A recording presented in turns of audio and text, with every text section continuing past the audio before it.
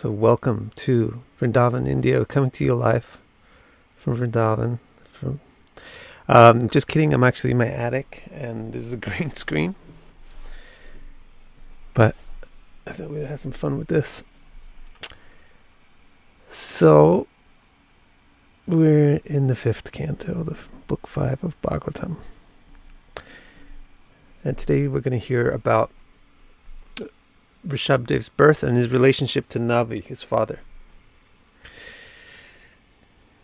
Some very, very important points for bhakti are going to be mentioned. What else do I have to say? It's pretty simple, right? Just following Priyavrata. Priyavrata's was the king, and then after that he gave the kingdom to Agnidra, then his son, and then Agnidra's son was Nabhi. Nabhi took over, and then Nabhi wanted a child, did a special ceremony. Vishnu appeared and said, well, the child that you want could only be me, so I'll become your child. So now let's see, you need this to be larger so you can read it.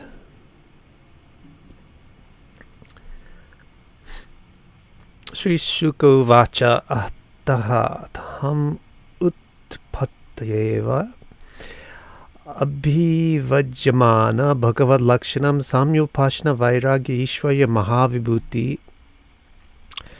Anudinam Edhamana Anubhavam Prakritaya Praja Brahmana Devatacha Avanitala Samavanaya Atitaranja Gadhu. Thank you. It's pretty cool, right? I just wish that there were like a couple of people moving around in the background or something, so it looked totally real.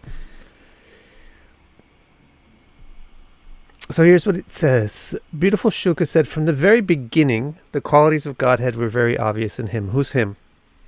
Him is Nabhi's child. Vishnu's avatar is Nabhi's child.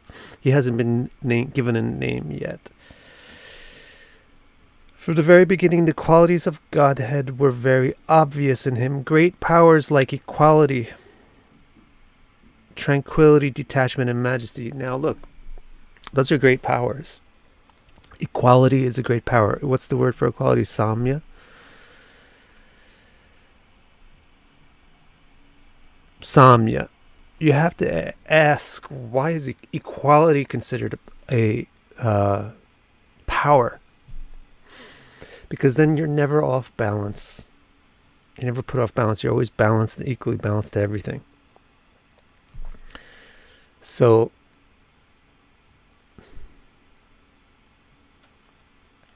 I can't look at the picture. When I look at the picture, I get so distracted. No, now I have to see it. Oh, look at that. It's epic. So when you're balanced, when you're equal to everything, then you're balanced and you're never off balance. So you can see, obviously, like if it was a physical battle, how advantageous that would be. But also, if it's, no matter what you're doing, you need to have balance in your life so that it gives you stability.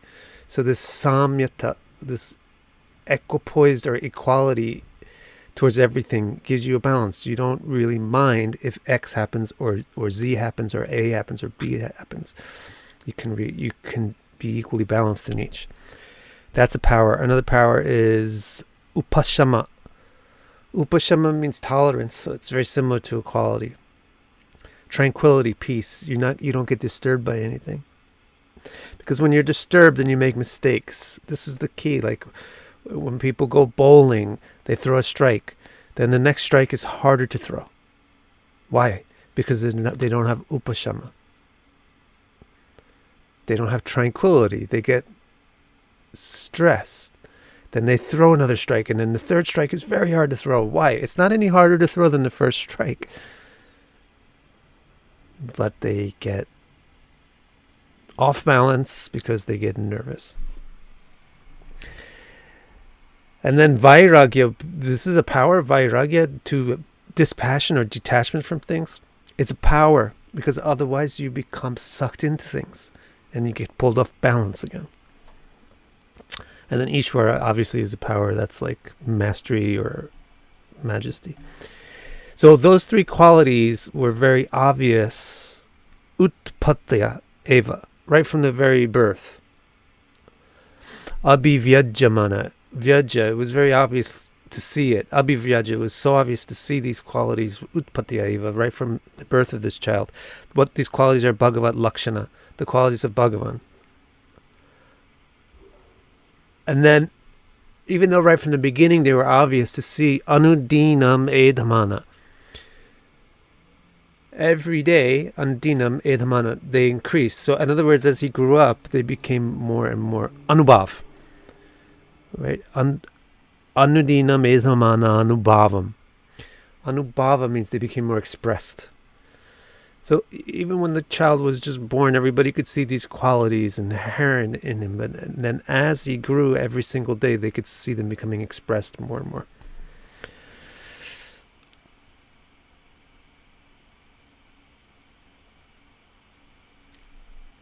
And then the next thing that it says is because of that, everyone eagerly wanted him to become king. And who's everyone? The ministers, the citizens, the intellectuals, and even the gods want him to become the king.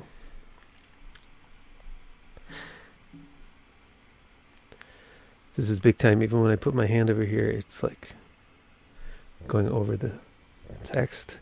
We have graduated into the big leagues, ladies and gentlemen. But I have that weird green screen outline. I'll have to figure out how to deal with that. You don't need to know about all that stuff. Let's go and look at the next text. Tasya havam itam varshamana varishyasa brihat shlokena chaujasa balena shriyas yashasa viryaso surya bhayam chapita Rishabha iti idam nama chakara. And this verse tells you the name that his father gave him and the reason why he was named that way. So these qualities were exquisite and excellent in him, and then they were accompanied by other qualities, other glorious traits like vigor, strength, beauty, attractiveness, and heroic power. That's why his father named him Rishabha. Rishabha means the best. So there's actually another meaning in there. You're familiar with the word rishi, I'm sure. Almost everybody that's even moderately involved in anything Vedic knows the word rishi. Rishi, it generally means a sage, but the literal meaning of rishi is the first, or the best. Sorry, I've got something in my eye now because I'm outside in India and there's a lot of dust in the air.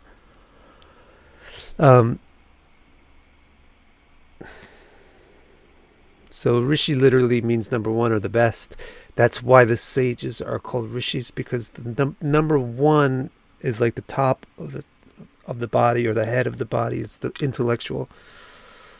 And then the number two is the administrator. Number three is the producers. Number 2, 3, and number 4 is the worker. 2, 3, and 4 follow number 1. So rishis are called number 1. They're the best type. The best type is the intellectual, the scholar.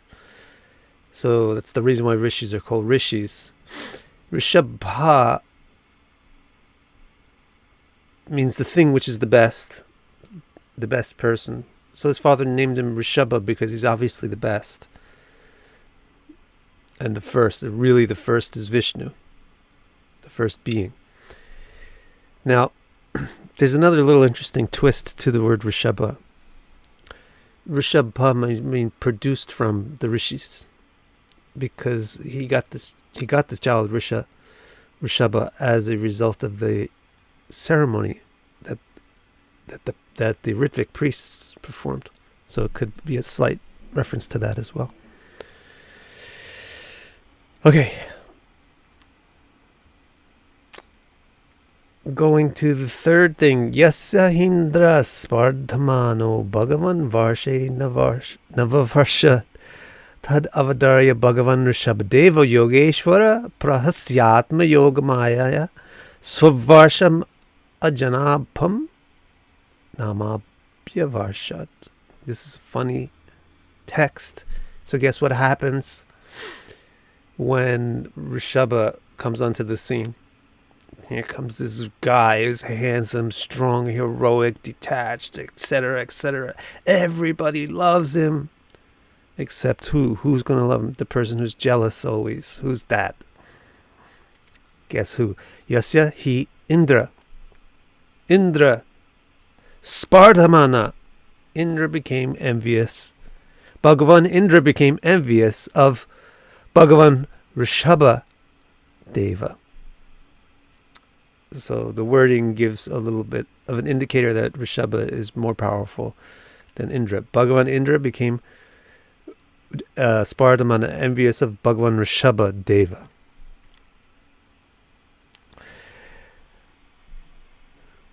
So here's the meaning. Blessed Indra became very jealous of him, and so did not allow rain to fall on his kingdom. Ascertaining this, in other words, I think there was a drought, and then he figured out it's because Indra is jealous. Ascertaining this, blessed and divine Rishabha, the master of yoga, laughed. I love that. What happened when Indra, the god of rain, withheld the rain from your country? He laughed.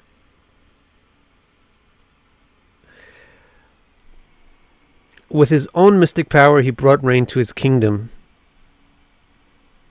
named Ajanaba. Why is it called Ajanaba? Remember, Rishabha's father's name is Nabhi. So the country is named Nabhi. But it's called Ajanaba. It's actually supposed to be Ajanaba, which means the country that belongs to Nabhi's son, Nabhi's child. So Rishabha's kingdom was named the kingdom of Nabhi's child.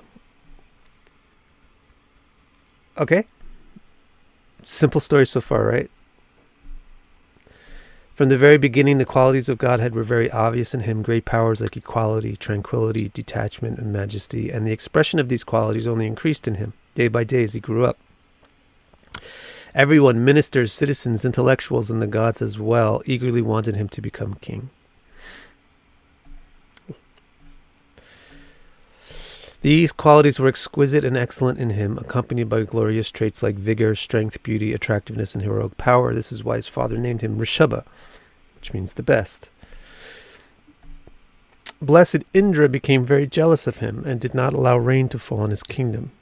Ascertaining this, blessed and divine Rishabha, the master of yoga, laughed. With his own mystic power, he brought rain to his kingdom, named Ajanaba. Now the next one. Nabhi's two. Now he's going to talk about his father, how his father felt. Nabhi's two. The word two means but, so it's indicating something separate from something else. So the implication is, although there's some kind of like drama going on with Indra, it didn't bother Nabhi. Nothing bothers Nabhi. Nabhistu yatha bilashtam suprajastvam avarudhyati pramoda bhara vivhalo gadgada ksharaya gira svairam grihita naraloka sadharmam bhagavantam purana purusham maya vilasita matir vatsatata iti sanuragam upalalayam param nirvritim upagata. This is a really important verse in terms of bhakti. So Nabhi got the child that he wanted.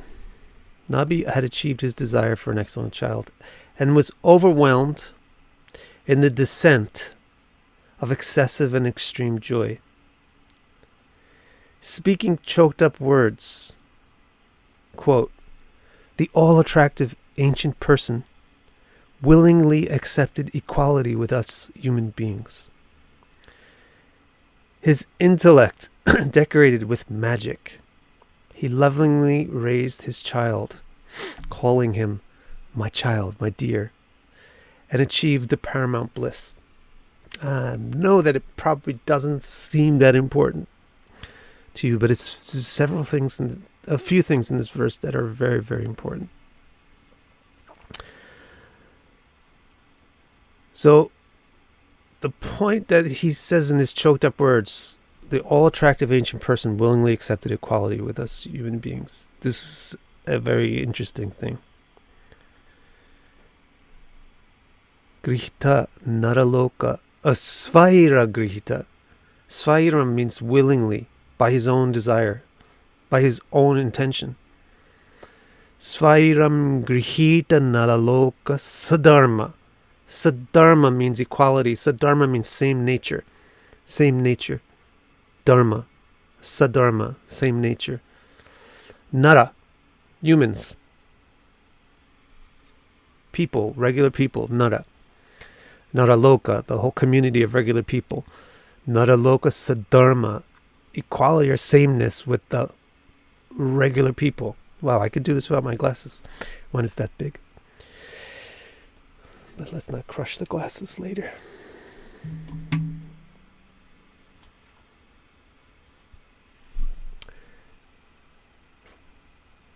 So the Bhagavatam Purana Purusham, the Purusha, the person, the real person, the main person in existence, Purana, the ancient original person.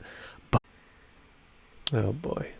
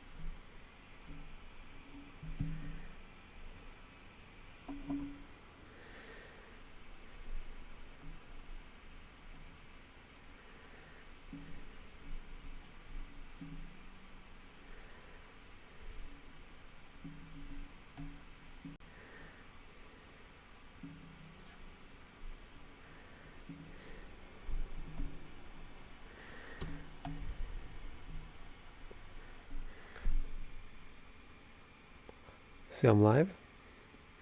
You see what happens when you broadcast from India? You lose the stream sometimes.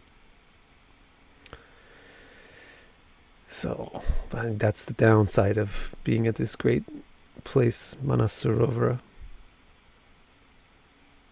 But it's worth it. So let's continue. I think I was talking about the willingly accepts equality with humans.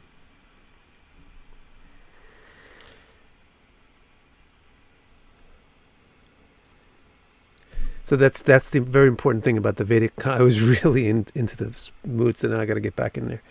The Vedic concept of God is very unique in this way. Most concepts of God have a person who's quite different from everybody else. And that difference from everybody else is actually quite important and significant, and it's maintained at all costs. We actually reinforce the difference by reverential worship. Putting one person up on an altar, on a pedestal, and the other person down on their knees. The Vedic concept of Krishna, the Bhagavatam's concept of Krishna, is quite different. Very, very, very different. Yeah, don't you see, Bardo? You see the background? The Bhagavatam concept of Godhead is intimacy. There's no being which is closer to you than this being. So Nabhi is expressing that. He experienced it so literally. The ancient supreme being was born from his wife and became his child that he could feed and he could put to sleep and he could change the diapers. They became a regular kid, became a regular person. This is amazing how intimate the all-powerful, etc., etc., etc., really wants to be. And the implication is so important that power is not satisfying. If power was satisfying, Godhead would never willingly become equal to the rest of us. Godhead would exaggerate the difference, the power dynamic, the power difference. But power is not satisfying. In fact, power is a pain in the ass compared to intimacy and love. Love is satisfying. It's the only satisfying thing. But love requires sameness, equality, intimacy, closeness. This is the import behind Swairam Nara Loka Sadharmam Grihitam. Okay? What does it mean when it says his intellect was decorated with magic? Yes, that's the next important thing.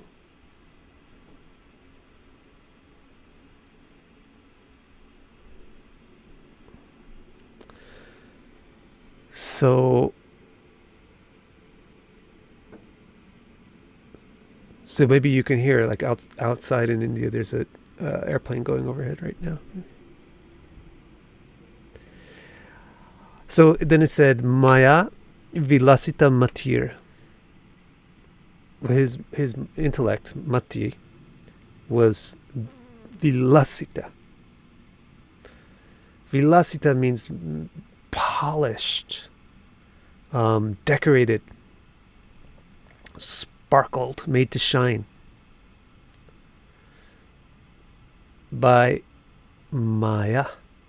Maya means magic. Maya is a special thing. Maya is an attractive magic. So it's the ability to make something look attractive, be attractive, is Maya. So Maya means magic, the ability to do things, the ability to move things, bring things together, etc. That's the word Maya. Maya Vilasita Matir. Maya, typically you think it means illusion. It doesn't mean illusion, it means attraction.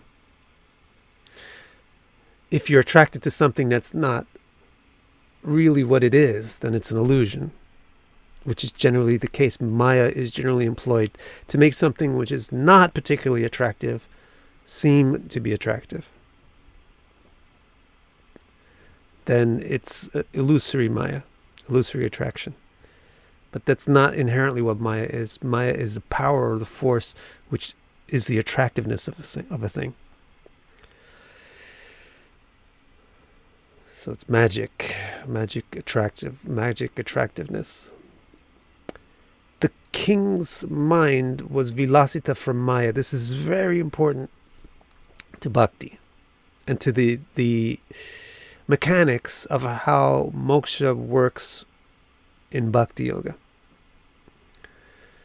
The way that moksha works in bhakti yoga is the Maya of Bhagavan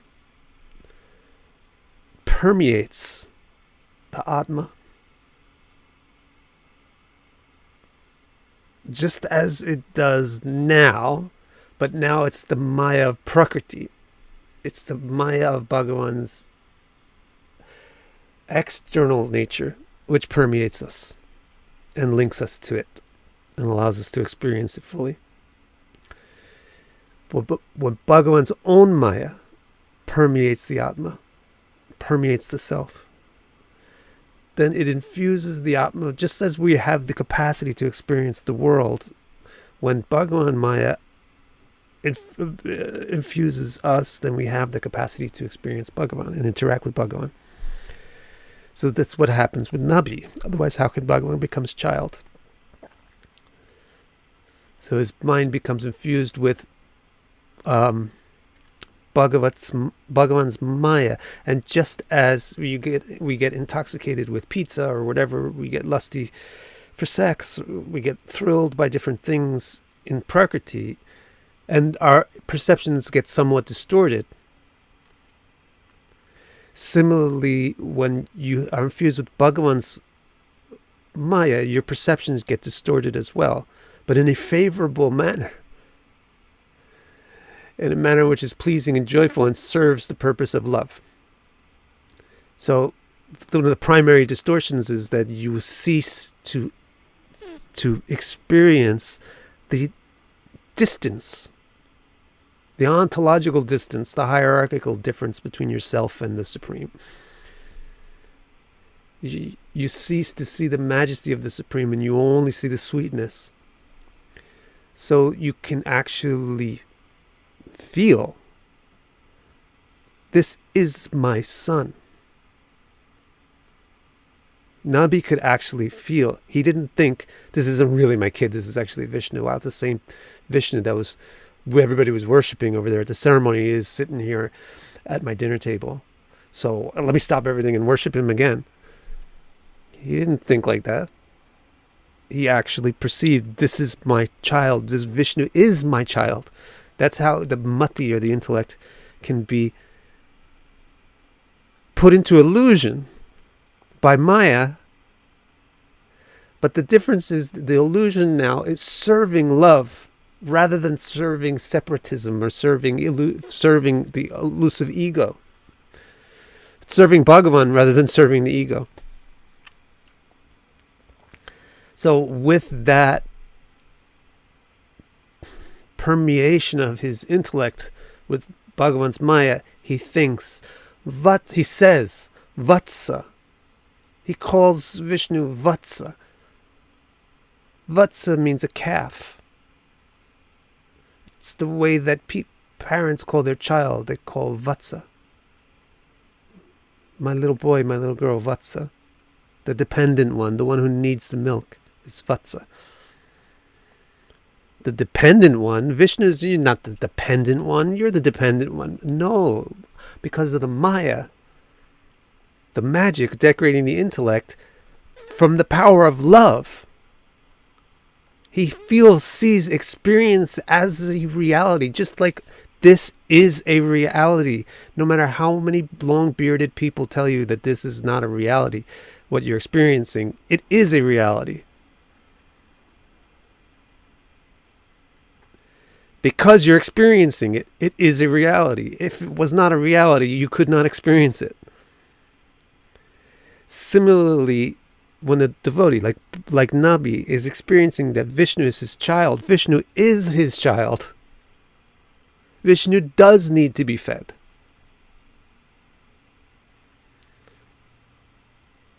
That's the power of the Maya. Vats, Tata, my darling, my dear, my beloved. Sa Anuraga, with the full heart. Upalalayan, he brought him up. Param nivritam, nivritti nirvana, param nirvanam. Upakata, he achieved the supreme bliss like that. So Flatlander says, so we can have whatever type of relationship we want with Bhagavan? Yes, basically, but actually it's the reverse. It's the reverse. It's the Bhagavan is the main player.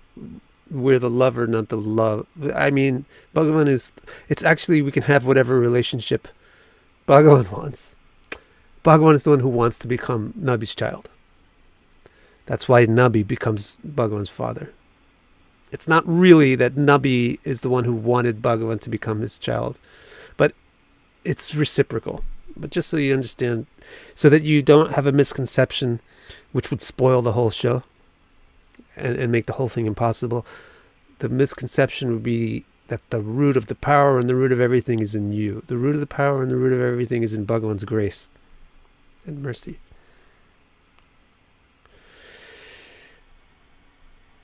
Okay, let's move on.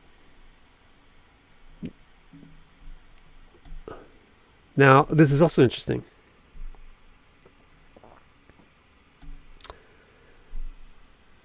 Viditanuragam Apaura Prakriti Janapado Rajanabir Atmajam Samaya Setu Rakshayam Abhishitya. That word, Abhishitya, is very rare, and it's in the sutra for Ahirbudnya Nakshatra, which is Uttara Bhadrapada, Abhishinchaya. So it means to christen or coronate or sprinkle, anoint. So he's inaugurating Rishabha now. Abhishincha Brahmaneshu Panidaya Saha Merudevaya Vishalayam Prasanna Nipunena Tapasa Samadhi Yogena Nara Narayanakyam Bhagavantam Vasudevam Upasana Kalena Tan Mahimanam Avapa. This is really interesting too. Now, the previous verse says he has achieved the paramount nirvana, the supreme bliss. Vishnu is in one of the most intimate relationships you could possibly be in, the parent-child relationship with you. But now he's going to do something else, and that's a little bit baffling. It's the same question that came up for us when we were reading Kapila's story, Alf. My favorite Kapila Bhakta, Alf. Remember we had this question. It was Kashyapa, the father. Why would Kashyapa leave the home to take sannyas, to practice spirituality, when Vishnu is in his home? So this verse now isn't going to bring up the same thing. The same thing is going to happen. And there's a good reason given. So here's what it says. The first part of the thing is, everyone in the country, from the leaders to the followers, obviously loved Rishabha. So King Nabhi, adhering to universal rules, inaugurated his child, and trusting the direction of the intellectuals, went with Merudevi, his wife, to Vishalaya, which is the place where Vyas made his ashram, to perform austerity with great joy and expertise. With complete yogic absorption, I always spell it wrong, he worshipped the all-attractive personality of consciousness, who is both the origin of personality and a person himself. Eventually he achieved that glory. So let's unpack this. The first thing is, since everybody obviously wanted Rishabhadev to become king, Nabhi didn't sit around remaining the king. So that's one way that he did this thing. The key phrase in this statement is Samaya Setu Rakshayam. He protected, or he observed. He didn't violate the Setu. Setu means the limits, the boundaries, the rules. Samaya. That are meant for everybody. So there's rules that are meant for everybody that Nabhi did not need to follow, because he's not everybody. He's a very special person. He's a very unique person, and he's in a very unique situation. So actually the rules did not apply to him. However, he's a king. Because he's a king, whatever he does becomes an example. Everybody follows the leader. So because he's a king, he behaves not for himself, but for his people. And he does the things that will benefit the people, even if he himself doesn't need to do them. So one of the things was to observe, to not violate the common rules. He doesn't stick around being the king when obviously everybody wants somebody else to be the king. That's one of the rules, is whoever the citizens want to be ruled by should be the person who they're ruled by. Then the second thing is, the Setu is, the rule for common people is that you don't stick around with pillows and milkshakes until you're 90 years old. Because if you do that, If you live like a kid until you're dead, you may look like you had a fun life, but you missed all the fun and importance of not being a kid. So the Vedic idea is when you're a kid, you should be a kid. When you're middle-aged, you should be middle-aged. When you're advancing in age, you should be advancing in age. And when you're old, you should be old. You shouldn't try to adopt one too early, and you shouldn't try to hang on to one too late. And that's the common rule for everybody. Everybody should follow it. He doesn't need to follow it. Nabhi doesn't need to follow this rule. Why would he need to follow any rule? Rules are meant to get you to some end. He's already at the end. Vishnu is in his arms. Vishnu is on his lap. He doesn't need to follow anything. But because he's the king, he has to behave as if he needed to follow the rules, because people will follow his instructions. But people will follow his example. And then it also says Brahmaneshu Upanitaya, having trust in the Brahmanas. So the Brahmanas, his advisors, must have reminded him, you got to that age now where you're supposed to go do meditation. So it wasn't like his own inspiration that he didn't notice that he was getting older or anything. He was playing with his son. But the Brahmanas reminded him, and then he trusted in them. They told him, you and Meru Devi, you and your wife should leave the palace now. Not just give him the kingdom, but leave the palace. Go live in the forest like a sage. So he trusted them. They trusted the Brahmanas. The husband and wife trusted. And they went there. And they went there to do tapasa, austerities. And they did it prasanna, happily. Why? Because they're so happy that Vishnu became their son, and that means that they will do these austerities to go to Vishnu Loka, so that it's not just happening in Naraloka. That's not just happening in this world. That it will happen in Vishnu's world. They can go to Vishnu's world. So they did the austerities very happily and carefully, prasanna nipunena. And what kind of worship did he do? Samadhi Yogena, he became completely focused upon Nara Narayana. That's odd. Maybe, that's odd. Nara Narayana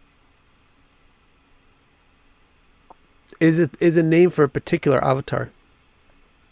So, but they say Nara Narayanakya. By the name of Nara Narayana. Nara Narayanakyam Bhagavantam Vasudev. So his worship was towards Vasudev, who is described as Akyam, Nara Narayana. Nara Narayana, that description, Nara means person, Narayana means the origin of people. So this going back to that same paradigm of Svairam Grihita Naraloka Sadharmam, that Godhead intentionally becomes equal with us because of the superiority of intimacy over power. So Nara and Narayana are two aspects of persons, but Narayana is the support or basis for Nara, people. So there are two different classes of beings, but Nara and Narayana in one being. Okay? So I'll just reread that whole thing in the translation. Everyone in the country, from leaders to followers, obviously loved Rishabha.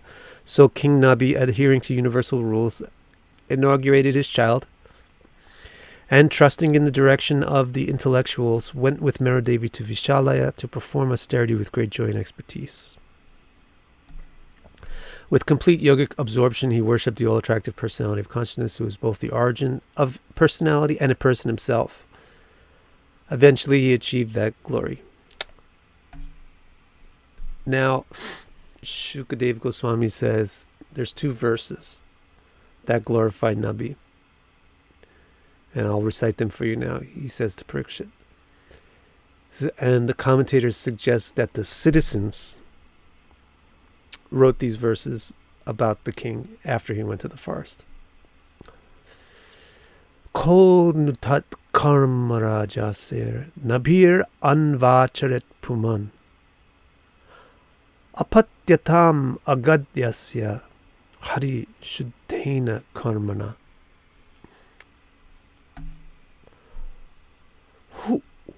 Who could do what sage King Nabhi did? Who could even imitate it? Hari became his child by the purity of his deeds. This is one little poem glorifying Nabhi. Ko nutat karma rajashir nabhir anvacharet puman. Who could do what Rajarshi Nabhi did? Who could even anuachara, imitate it? Apatyatam agat yasya hari. Hari became his child. Apatyata, childish. The Supreme Being became childish for this person. Shuddhena karmana, because of the purity of his karma. He was doing the karma of, what was that called? Pravarga? No, was that called Pravarga? Whatever the ritual was for the Ashwinis when you don't have when the wife is infertile or the husband is infertile, you do this ritual. I think it's called Pravarga or whatever it's called. It's a regular old Vedic ritual. It's a karma. But because of the purity of him in doing it, Vishnu was attracted to become his child. That's what this verse is all about.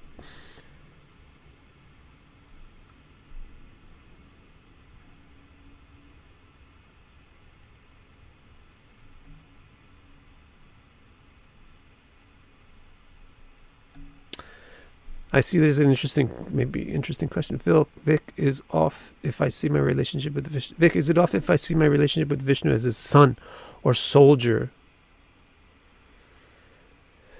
You could do that. This is a type of, you'll learn this when you do the Bhakti or Samrita Sindhu. This is a subtype of a kind of relationship called dasyata. It's basically a subtype of servitude. But the child, so one subtype of dasyata is to be a child of somebody. And it's the most intimate because it is a familial or blood relationship. But it's still within the category of dependence and subservience. Well, it's not off at all. In fact, most people gravitate to that because most people, the more you get infused with the magic of Bhagavan, is it possible to not feel subservient to Bhagavan in a way which is not egoistic, in a way which is loving.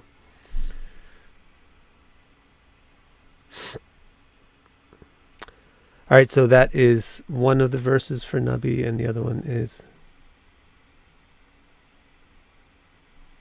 Kermit, ask a specific question if you have it about that. The last statement for today is Brahmanyonya Kuto Nabhir Vipra Mangala Pujita. Yes, I mean, what you have, your son, blah, blah. That's just this incarnation of you. This you is not you. It has nothing to do with you. Don't even bother. Don't even worry, bro. What is that meme, right? Don't even worry about that, bro. Don't even worry about that. You don't pick a relationship with anybody. You don't pick a feeling towards anybody, including God. It happens of its own. Love decides it. When you try to figure out what you feel towards what and who you feel towards who, it's over intellectualizing. It certainly has nothing to do with your karma in this lifetime. I mean, maybe I can't even say that, but just don't even worry about it. Just don't even worry about it.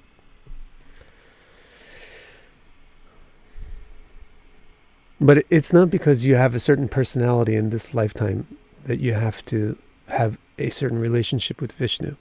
The sages of Naimisharanya were old men. But when they saw, was it Naimisharanya? Dandakaranya, the sages of Dandaka, the forest of bamboos, when they saw Ramchandra, they were old men, but they wanted to become his wife. Does it have anything to do with their body? There's nothing to do. So you think their astrological chart or something about their karma is going to determine something about their relationship to Vishnu? That would be a mistake.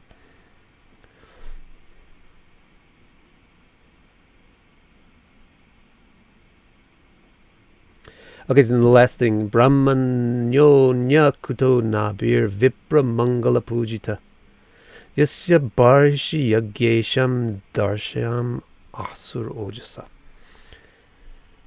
Who but Nabhi had such auspicious respect for the scholars and intellectuals, so deep and powerful that the Lord of Sacrifice became visible in their sacrifice. So this is a very interesting statement.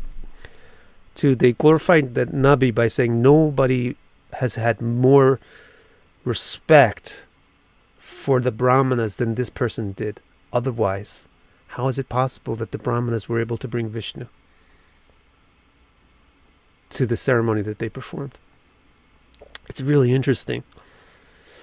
It's actually the amount of respect that we put into something that determines the efficacy of it for us. That's a really important point. And some of Indian culture makes sense now. And seems actually very intelligent. The amount of respect that you give to something in a large part determines the quality of the object. What if I got this new camera now, and now that I'm here in India, what if I just throw it into the water behind me? Disrespect it. Is it going to work very well after that? But if you respect it, you take good care of it, the quality of it will increase. Learn everything about it, etc. So the amount of respect that we put into something determines, to a large extent, it's not the sole determinant, but it determines to a large extent the quality of the thing. So what they're saying here is the Brahmanas, the result of the ceremony that is performed by a Brahmana is not just about the quality of the Brahmana, but the quality of the person for whom the ceremony is performed. The amount of trust and faith and receptivity they have to the Brahmanas. Same thing with an astrological reading. You give the same reading to two different people. One person is thrilled and the other person is disappointed. It has to do with the receptivity and the respect of the person. Obviously, it's easy to see. I always remember, I'll never forget this lady who was testing astrology. So she asked me if her husband was in danger, and I said he's in danger. He could probably, what did I say? He could probably fall and injure his lower abdomen. Something like, it said something ridiculously accurate. This was like many, many years ago when I used to do this kind of stuff. And she said, yes, I knew astrology wasn't real. He's already dead. He died while he was in the mountains, and he fell, and there was internal bleeding in his stomach. So I'm thinking, like, what? Astrology is wrong? Just because I didn't realize that he died before you gave me the request to check and see if he's safe, because why in the world would I ever check that? But you see, like, the amount of respect that the person has for the source of the information determines how they experience that information. She already had her mind decided that astrology sucked. So that's very interesting.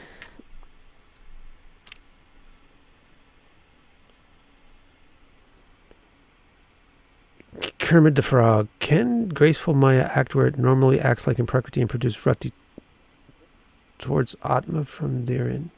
Yes. Basically speaking, Kermit, the connection between any two objects is Maya. The connection between any two things is Maya. So there will be, if the connection is solely to Prakriti, then the Maya is solely with Prakriti. But if the connection is with Bhagavan, then the Maya is with Bhagavan.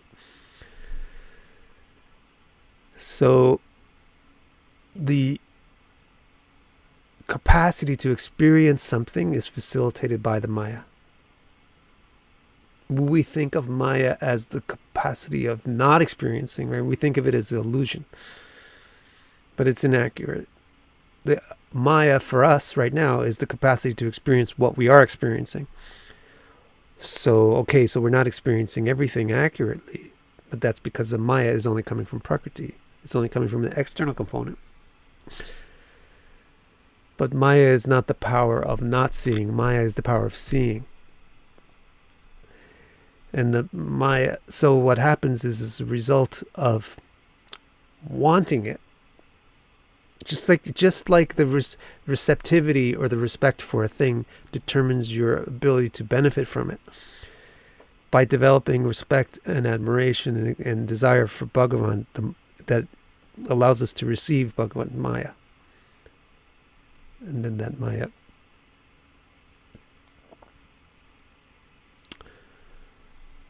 produces rati towards Bhagavan. Hopefully that answers your question. Okay, it's getting hot in India here. So I'm going to go. Thank you very much. Is the Jiva the co-creator of Maya, Johnny? No, the Jiva is the recipient, not the creator. But just like you can't have a concert without an audience, you can't have Maya without a recipient. Maya is generated by Bhagavan. The Jiva receives the Maya and the Maya acts on it. The Jiva is the predicate of the sentence. Bhagavan is the subject of the sentence. Thank you all. See you later.